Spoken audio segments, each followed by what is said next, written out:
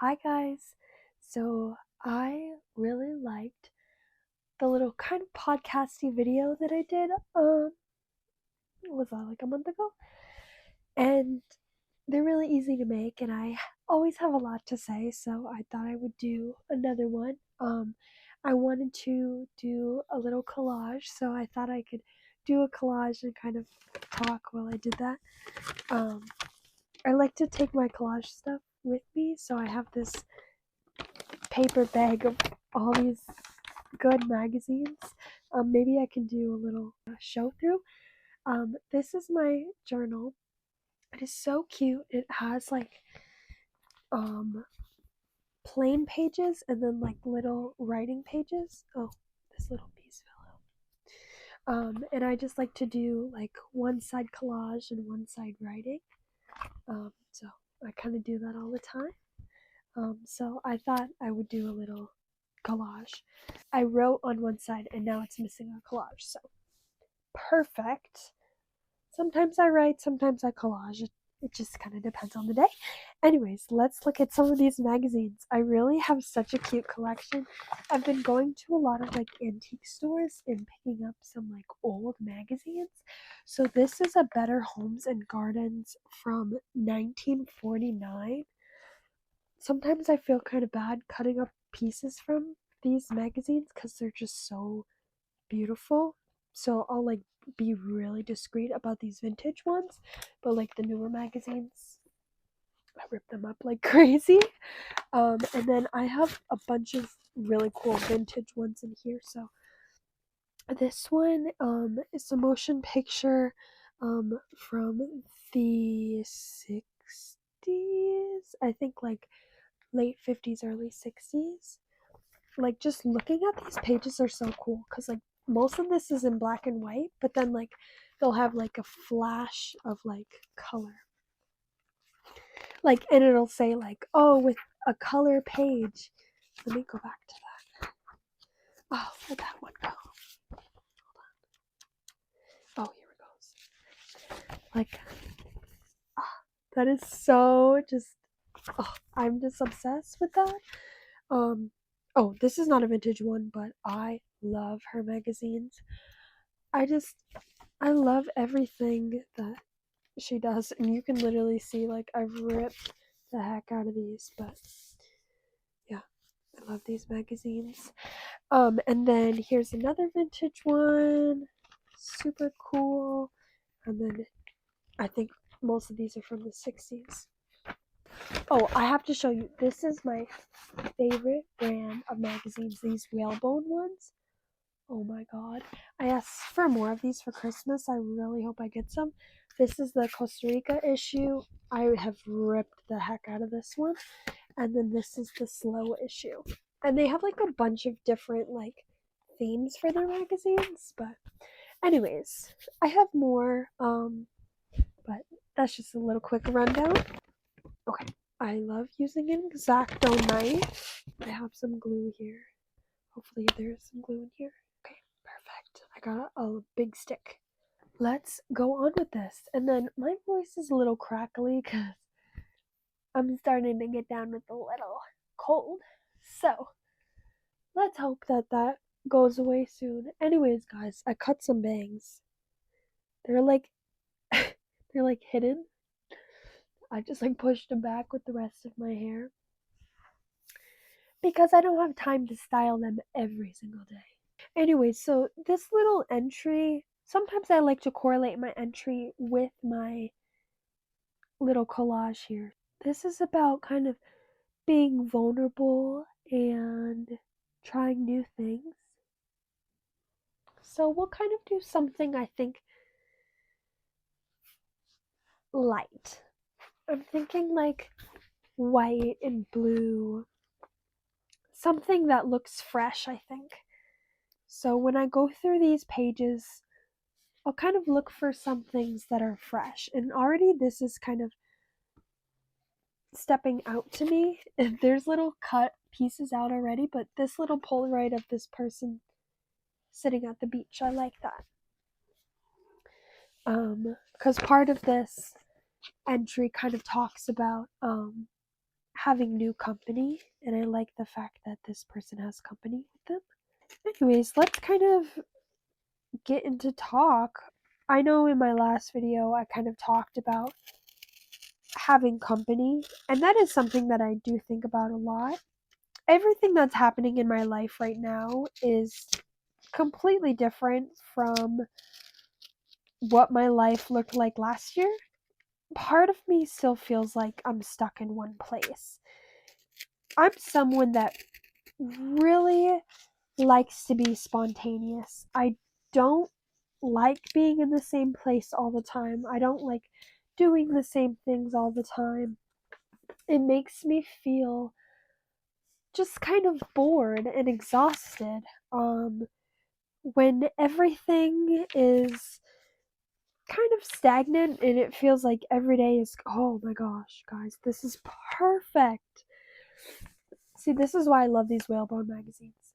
But anyways, like I was saying, when every day feels like the same thing, or I wake up and I'm just going to do the same thing over and over, I feel sad and I feel bored. And so much of me knows that there is more than just doing this one thing that I'm doing now. There's so much out there in the world, there's so much more room to explore. And I crave that sense of exploration. But just so much of me doesn't know how to get there or doesn't know what steps to take yet. And so every day I think of more ways to, I guess, get me to that place. Or I think constantly, what can I do to accomplish my goals of being able to see new things and meet new people and try new foods? I have been doing a lot of internal work and just kind of imagining what I want for my future and how I can get there. I kind of struggle with this idea that there's only one way to get to the place that you want to get. I think in a small town like this, it's so easy to be consumed in the idea that to get to the path you want to get to, you have to go to school, you have to do this, and you have to do that. You have to do X, Y, and Z to be successful. When it feels like my body is rejecting that idea, that X, Y, and Z plan. I've never really been someone that thrives on learning from the book. I am so much of a person where it's like, throw me in and let me experience it and let me learn it and let me meet people and talk to people and do this and that, because if you throw a book in front of me, I'm not going to remember a single thing. I mean, unless if it's a book I'm really interested in. I really struggle with kind of doing all this work. It's so hard to really put yourself in a learning environment where it doesn't feel natural to you. I hope all of that makes sense, and maybe some of you kind of relate to that. Looking into what I want these next couple of years to look like for me is a lot of, and I hate to say it, kind of figuring it out. I think that maybe is very common for someone my age, to kind of just be in this construction mode. I know that I want to go into something creative. I want to market and I want to um, go into fashion and travel and meet people that also are passionate about marketing and traveling and fashion. But there's just so many different ways to get there. I think that if I were to go back to school, I'd either go for something like marketing or business. And so many people have been saying, "Oh, Ava, when are you going to go to school? Like, what are you going to go to school for?" Because obviously I took a gap year, and everyone was like, "Oh, she took a gap year. She's never going to go back to college." But let me tell you this right now. You know when they say if he wanted to, he would, like in relationships and stuff? If I wanted to, I would. If I wanted to get to this goal that I really desire, I will get there. And maybe it's going to be a different path than you would take, but I'm going to get there if I put in the work and if I put in the dedication. I have so much just passion for accomplishing my goals. There's so many people in each of our lifetimes that say that you can't do this or you can't do that. And I asked my mother the other day. I asked my mom the other day. And we were talking about being successful and accomplishing your goals. And I had said, do you want to be successful for yourself or for all the people that doubted you? Like at the end of the day, do you want to be successful to say, "Hey, look at me, I made it," or do you want to be successful to say, "Oh, I did that for me, like I am so proud of myself"? And she said a little bit of both. And I don't really talk about this much, but um, I don't have a father in my life. And so part of me kind of wonders, like, oh, do I want to be successful to say, "Oh, look, I did all of this without you being in my life. Like, look what I did. Da da da da. Like, see me on the news, or see me with all this money, and you never took a part in any of that." At the end of the day, do I want to be successful to kind of be like, "Oh, ha, look at me"? But I don't necessarily like, even just saying that back, like, for me, it's like, what's the point? It just feels unfair. I think for the kind of area of success that I want to go into, I love people and I love helping people. And I just have so much kindness for every person that I encounter and every person that I talk to and I touch and I just have a connection with. And I feel like even in this universe, there are so many people out there that, like, one thing that I could say, like, could really resonate with them, and they could feel my struggles and really relate and put themselves into my shoes. And so when I say, "Oh, I want to do all of this just to get back at someone that didn't have any worth in my life," and then kind of put down all of the connections that I could be making in the future, it it just feels kind of just the opposite. There's a bigger word that I can't think of right now, but it just doesn't feel right to me. Okay, I have a really good collection of things here, but I don't think I have enough. Oh my god, that's perfect. There's a big part of me that not necessarily is scared to want to pursue what I want to pursue. I wouldn't say scared, just kind of nervous. I think no matter what you do in life, there's always going to be nerves surrounding that idea or plan, because there always is a possibility of failure, but there is a possibility of success. You know, you could fail or you couldn't. I really like when people say that. What if it doesn't work out? But what if it does? Right? You have to really think about, but what if it does? All of this work that you are putting into this one thing that you are so passionate about, and you know that in your soul you want this to become true, you want this to become your reality, if you work hard enough to get to that thing and you don't give up, I don't even know how that would feel to me. Let me put this in perspective here. I grew up with a mom that is a crazy overthinker. Every single thing or every single tiny thing in life, she's like, "Oh, but what if this happens? What if that happens?" I grew up on literally what if scenarios for every single thing.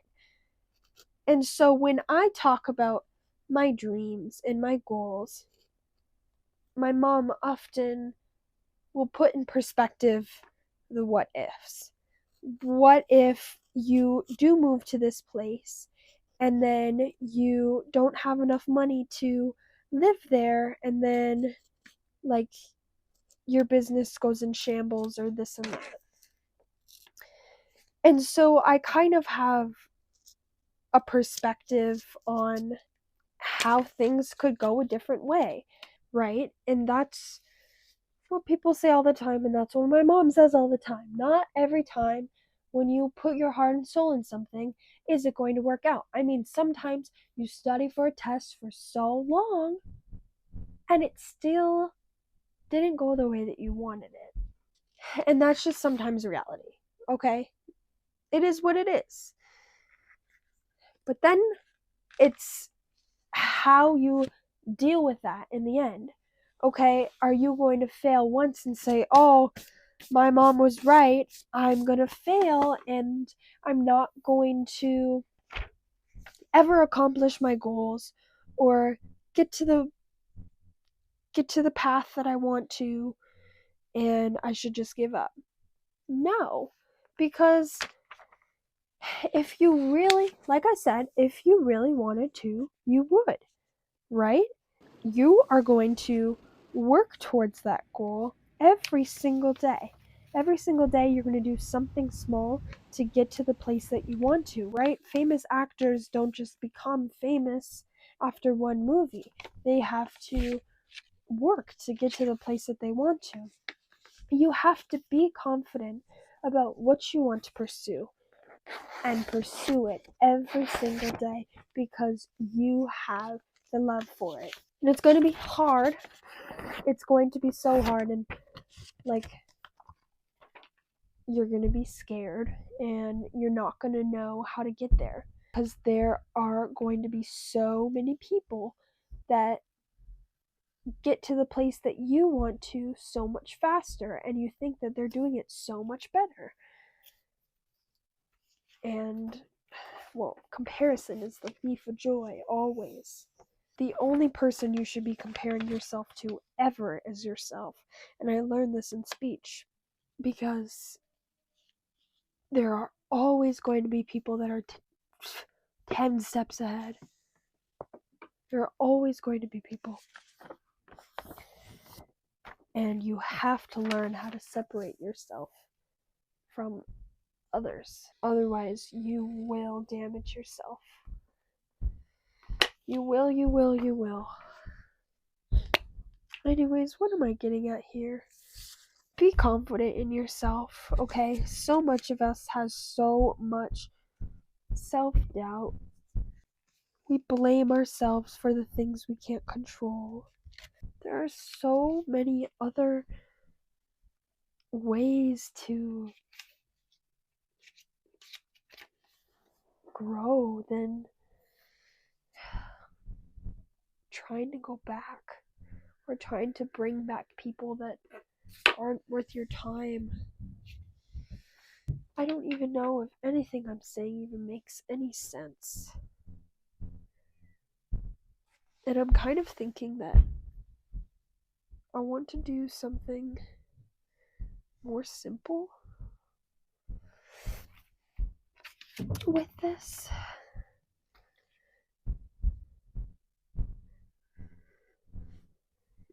Here's my finished result. It's just kind of simple. Nothing too crazy. I didn't really finish my train of thought. Just because my voice is kind of getting exhausted. And I just lost my train of thought. But really what I'm trying to get at is just be patient with yourself and be patient with your goals. And just know that there are so many different ways to get to the place that you desire to be at. And people go at so many different paces, and don't beat yourself up if people before you or after you have got to the place that you want to be faster than you. Really, just if you want to get somewhere and you work hard enough to get there, be confident in yourself and be graceful in your day to day, and eventually you'll get there. And I believe in you, and I believe in myself, and I believe in the universe and all of the actions that has to happen for your dreams to come true. So, yes. Well, anyways, if any of that resonates, or even if you stayed, thank you so much for watching. And as always, I love you so much. And if you're subscribed, I love you so, so much. Take care of yourself and be patient and poised with your days. Thank you so much.